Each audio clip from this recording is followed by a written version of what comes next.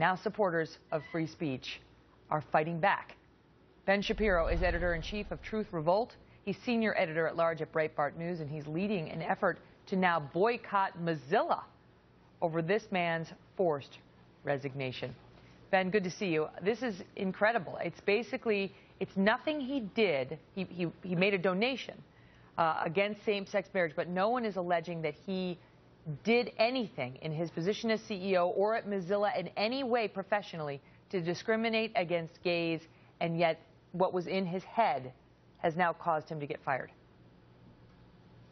It's a frightening country to live in when a boycott can be led against you specifically based on your beliefs. And that's why we're striking back against Mozilla by doing exactly what OkCupid did. We're getting criticized by the same people, by the way, who supported the OkCupid boycott against Mozilla. We've now shut down all traffic from Firefox to our website at truthrevolt.org. We encourage other websites to do the same, to protest Mozilla's decision to force out the CEO based simply on the thoughts inside his head. It really is truly frightening. Now, is it a violation legally of free speech? Of course not. Mozilla can do what it wants. It's a private company. However, it does set a frightening precedent that if you engage in politics and the mob does not like you, then they will come after your job in whatever way possible.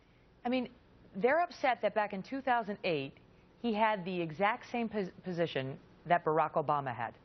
And many of these people voted for Barack Obama. And yet for them, it's not a deal breaker to re-elect Barack Obama. But with this man, he needs to go because he opposed same-sex marriage back in 2008, the same as our president did. Oh, they see it as a symbol of tremendous evil, that he's pro-traditional marriage. And this is the same, it's exactly the same issue as when A&E decided to suspend Phil Robertson, except this guy has never said anything offensive or done anything even mildly offensive. I mean, even people who found Phil Robertson's comments offensive. Let me stop you there, because if you're this OkCupid website that had an objection to this CEO position, it would be the same as if they said, okay, and also you may no longer use our service if you watch Duck Dynasty, and you may no longer use our service if you eat at Chick-fil-A, and you may no longer use our service if you're a devout Christian or Catholic who believes in, the teachings of those churches. You may no longer use our service unless you see, as we do, the world exactly. I mean, if we start going down that road, nobody can patronize any business unless we're all like-minded. Where does this take us?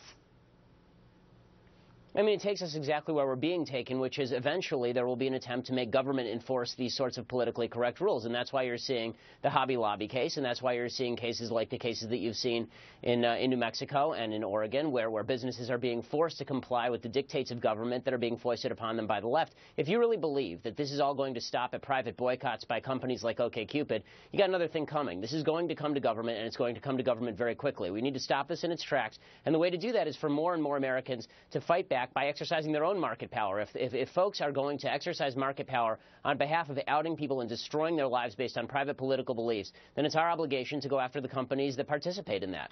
OkCupid said to us, look, we never called for anyone's resignation. They only said that basically keeping him in place would enforce misery, shame, and frustration. And they said this is a great feeling. It's a great feeling now to know that OkCupid, that its principled business stand is making a real difference in the world. However, since you copped to doing what they did, you at TruthRevolt, Ben, your thoughts on whether we should be boycotting them, we, the American people, should be boycotting them for their beliefs.